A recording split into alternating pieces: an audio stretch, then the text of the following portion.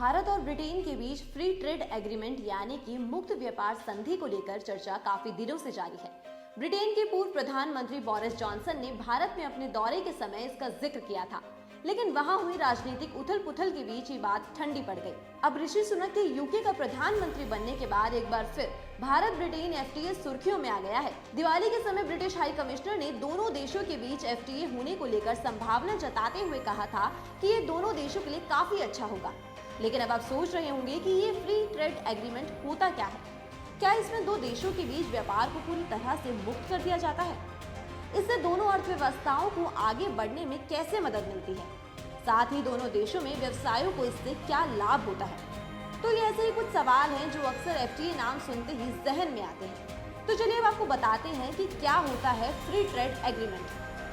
इस संधि के तहत दो देशों के बीच होने वाले व्यापार को और सरल बना दिया जाता है। आयात या निर्यात होने वाले उत्पादों और सेवाओं पर सीमा शुल्क, नियामक कानून, सब्सिडी और कोटा को या तो बहुत घटा दिया जाता है या पूरी तरह से ही खत्म कर दिया जाता है।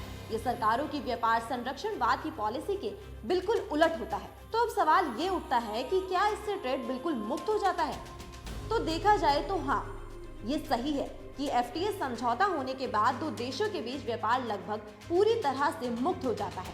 हालांकि तब भी सरकारें कुछ उत्पादों और सेवाओं को अपने नियंत्रण में रख लेती है। मसलन किसी देश द्वारा दूसरे देश एफटीए समझौता किया गया, लेकिन एक देश की सरकार ने किसी खास दवा के आयात को इस समझौते से बाहर कर दिया क्योंकि वहां उस दवा को मंजूरी प्राप्त नहीं थी। तो ऐसे ही कुछ कारणों की वजह से कुछ उत्पादों को इस समझौते से बाहर रखा जाता है।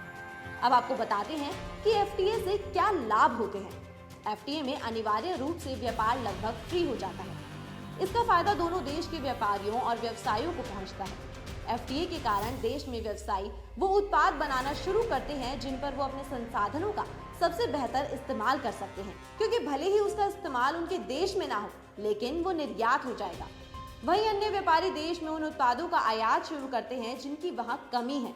जाहिर तौर पर इससे काफी अच्छी आय अर्जित होती है और इन दोनों के मिश्रण से एक देश की अर्थव्यवस्था पहले से अधिक गति से आगे बढ़ने लगती है।